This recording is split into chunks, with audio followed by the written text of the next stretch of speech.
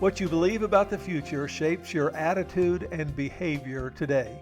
And I want to illustrate that idea by talking about watching the Australian Open final a week or two ago. And I got up early on a Sunday morning, comes on because it's Australia.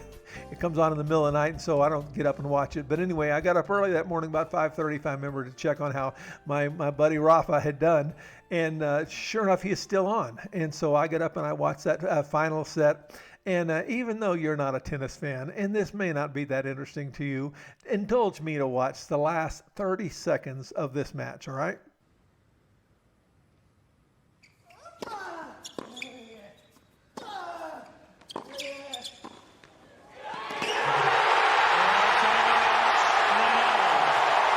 It's the miracle in Melbourne.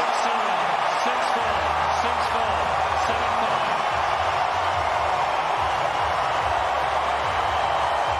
The Miracle in Melbourne. And if you have watched the end of The Miracle in Melbourne, and then you go to watch the beginning, and you hear the commentator say, boy, sure looks like Rafa is struggling here. He doesn't have the energy. He's a little bit off. Medvedev looks like he's going to take him in straight sets. And then he goes down a break, and then down a set, and down a break, another break, and another set. And now he's down 2 sets to love. And you know, statistically speaking, the odds of him winning now are about 95-1 against him. But you've seen that final moment. And it affects your attitude. And if there were any choices for you to make, your view of the future affects your attitude and your behavior today. And Jesus said, this is the Josh Hunt standard version, and Jesus said, Jesus and his church is triumphant. And if you believe that, it will affect how you get up every single morning. So we're in a series on what does the future hold, and I want to review just a bit, and we'll get into today's passage. Matthew 24:36 says, but about that day or hour no one knows, not even the angels in heaven, nor the Son, but only the Father. Jesus refuses to state when he will return. He answers the who and the how question, but ignores our when question. He tells us who will enter God's eternal kingdom and how to prepare for that day when we will meet the Lord. But he does not answer the when question. Now, going back to verse 1, this is a verse we looked at last week. I want to look at again, set the context of what is the question that is answered here. In verse 1 says, Jesus left the temple and was walking away with his disciples when they came to him to call attention to its great buildings. Do you see all these things? He asked. Truly I tell you, not one stone here will be left on another. Every one will be thrown down. And indeed, it was destroyed by the Romans in AD 70, approximately 40 years after Jesus spoke those ominous words. And it's just what Jesus said would happen. Verse 34 in this chapter says, Truly I tell you, this generation will certainly not pass away until all these things have happened. What things? The destruction of Jerusalem, until that has happened. This note from the NIV Study Bible forms our outline of the first section of this passage. In the first section we dealt with last week deals with the general description of the last days, which we talked about the idea that the last days in Scripture refers to that time between the first and the second coming. It is not the last page. It might not even be the last chapter. It is the last section of the book. This week we look at the destruction of Jerusalem, and the next week we'll look about Christ's coming itself. We're going to look at the idea of what everyone agrees, what postmillennialists and amillennialists and premillennialists and dispensationalists and reformed people and evangelicals and charismatics and everybody agrees about the second coming. That's next week's chapter. We have 3 assumptions as we look at this passage. Number 1, Jesus says he does not know the day or the hour, so he cannot possibly be answering the question that he does not know the answer to. Jesus will deal with one question at a time in order, and it will be fairly obvious when he is moved from one to another. Matthew 24:4-14 was a prophecy with a dual fulfillment, one before AD 70 and one before the return of Christ. That last phrase, 24:14, then the end will come, spoke first to the fall of Jerusalem.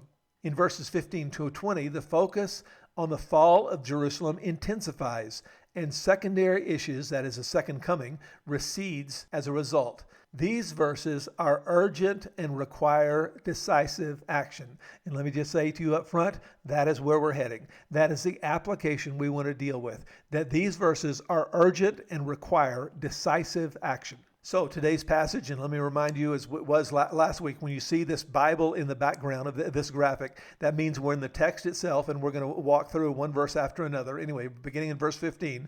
So when you see standing in the holy place the abomination that causes desolation, better translated, I think, the abomination of desolation, spoken of through the prophet Daniel, let the reader hear and understand. The abomination of desolation is an expression that recurs in Daniel with some variation in the wording, and you see the text there, where most scholars agree that there is a reference here to the destruction perpetuated by Antiochus Epiphanes about 170 BC.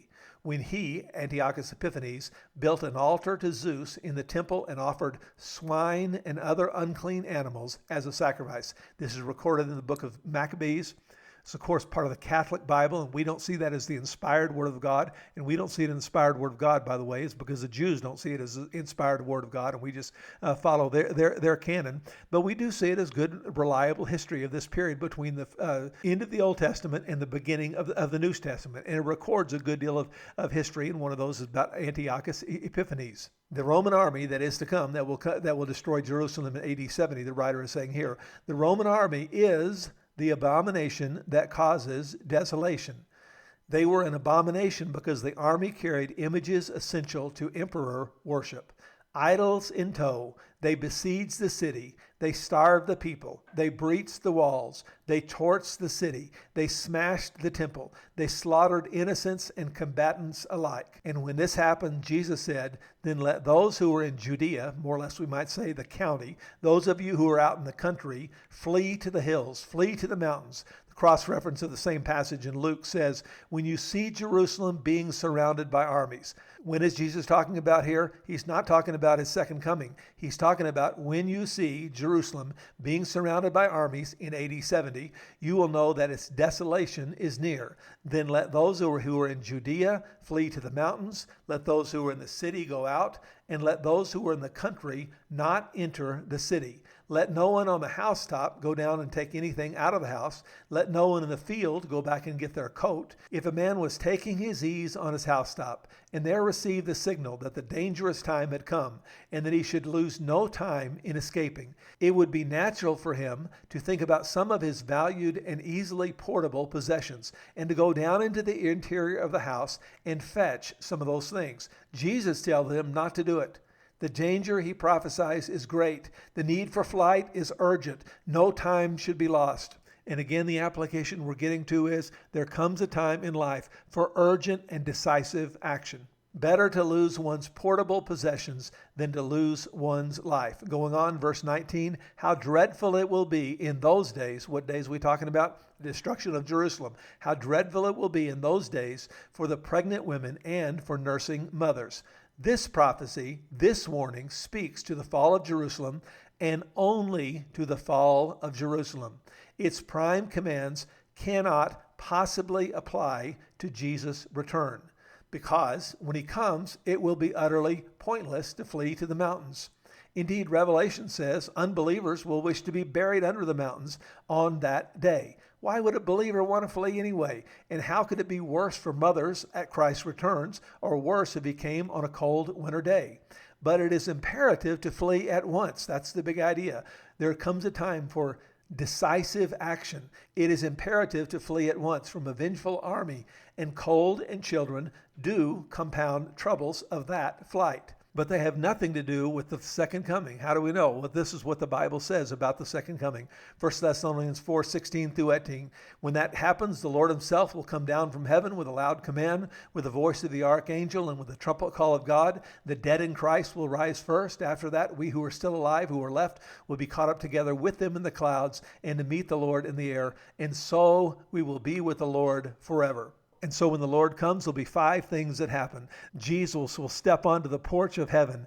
That's one. And with a loud command and the voice of the archangel, the dead in Christ will rise first, and then we who are alive will be caught up with them in the air. And there will be this sudden thing, and fleeing to the hills will not help in that case. Therefore, he says, encourage one another with these words. And let me draw your attention to that, by the way. Notice that it says encourage one another with these words. It does not say fight with one another about these words. When he comes, it will be utterly pointless to flee to the mountains. Pray that your flight will not take place in winter or on the Sabbath. Indeed, when the armies of the Roman general Titus reached Jerusalem, AD 70, many Christians remembered Jesus' warning. They fled to Pella in the mountains of Perea for refuge, and in fact were delivered. For then there will be great distress, a great tribulation, we'll see in just a moment, unequaled from the beginning of the world until now, and never to be equaled again. Many translations have this, and I think rightly so, as great tribulation. And notice that he says carefully, there will be a great tribulation such as has not been from the beginning of the world and never will be again. There will be a great tribulation at the time of the destruction of Jerusalem. Our numbers on this vary, and clearly some of them are wrong, but we're told that Josephus said that there were about 1.1 million Jews killed during this time. Tacitus said that there were about 600,000 Jews in Palestine at the time. Now, clearly, one of these numbers is not right, but my point in bringing them up is they're probably off by a factor of times 2 or by half, not by a factor of times 10 or by 10%.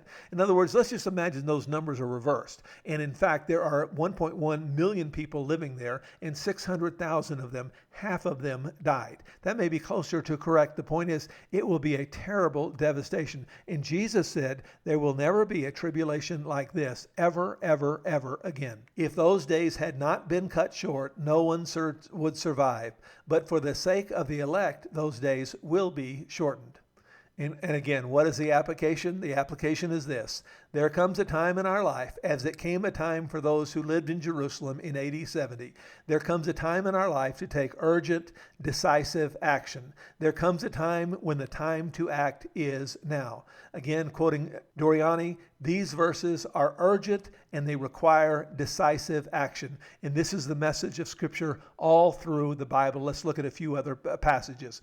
Hebrews 4:7 says, Today, if you hear his voice, do not harden your hearts. Today is a time for activity. Today is a time for decision. Today is a time to place your faith in Christ. Joshua 24:15 says, but if serving the Lord seems undesirable for you, I could do a whole lesson on that word right there, undesirable. It's desirable to follow God. God is a good Father. He is a rewarder, and it is always in our best interest to live the Christian life. But if serving the Lord seems undesirable to you, then choose for yourself when. When does he say to choose for yourself? Choose for yourself this day. There comes a point in your life to take decisive and urgent action. Then choose for yourself this day whom you will serve. But as for me and my household, we will serve the Lord. 1 Kings 18:21 says, Elijah went before the people and says, How long? How long will you waver? How long will you waver between two opinions? If the Lord is God, follow him. If Baal is God, follow him. But the people said nothing. They stood there wavering between two opinions. And there comes a time in our lives, like there came in the time in the lives of the disciples and the Jews who lived in Jerusalem during the destruction of Jerusalem, to take decisive action. And these people in Elijah's day would not do it. I love this quote. Be decisive, right or wrong, make a decision. The road of life is paved with flat squirrels who could not make a decision. Haggai 1:2 says, This is what the Lord Almighty says. These people say, the time has not yet come to rebuild the Lord's house. We're going to get around to it. We just hadn't gotten around to it just yet. But we're going to get around to it one of these days. I love this old preacher story about the devil holding a contest. And he wanted to hold a contest among all his demons about who could come up with the greatest idea, the best idea to ruin the most number of people on planet Earth. And somebody came forward and they said, a demon came forward and they said to the devil, mythically speaking, I'm telling you, he said, let's ruin them with materialism. Let's ruin them with greed. Let's ruin them with the importance of money. Let's make money in their mind preeminent and make them materialistic in all their ways and greedy and not give to the poor and so on. And the devil scratched his chin and he thought, boy, that sounds like a good idea to me. Let me consider that, but that's going to be one of my top considerations right there.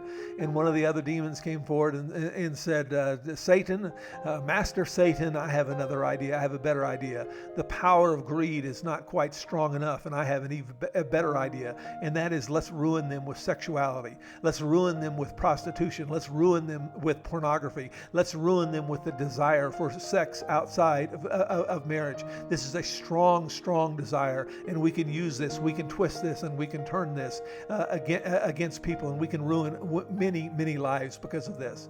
And again, Satan just shook his head, and he thought, boy, that sounds pretty good. Let me see what else we got here. And another demon came forward, and he said, Mr. Satan, I have an even better idea. Let's ruin them. Let's ruin them with righteousness. The devil looked at him like he had come up with the strangest idea ever, but he continued to listen. Yes, let's ruin them with the temptation to follow God. Let's ruin them. Let's tell them. Let's tempt them that they ought to follow God and follow the way of righteousness and have faith in our enemy, God, the Father. Let's ruin them by telling them to follow God tomorrow. Let's ruin them by telling them to follow God tomorrow. And I believe we live in a nation, many of whom are going to follow God tomorrow. They're going to straighten out their life tomorrow. They're going to start their day with their Bible on their lap tomorrow. They're going to start attending church tomorrow. They're going to start memorizing Scripture and praying and serving others and so on. But they're going to do it tomorrow. And indeed, procrastination is the great enemy. Procrastination is one of the great enemies of godliness. And this passage teaches us that there comes a time for you to act, and act right now. And may God richly bless you as you challenge your people to act in a decisive, urgent manner.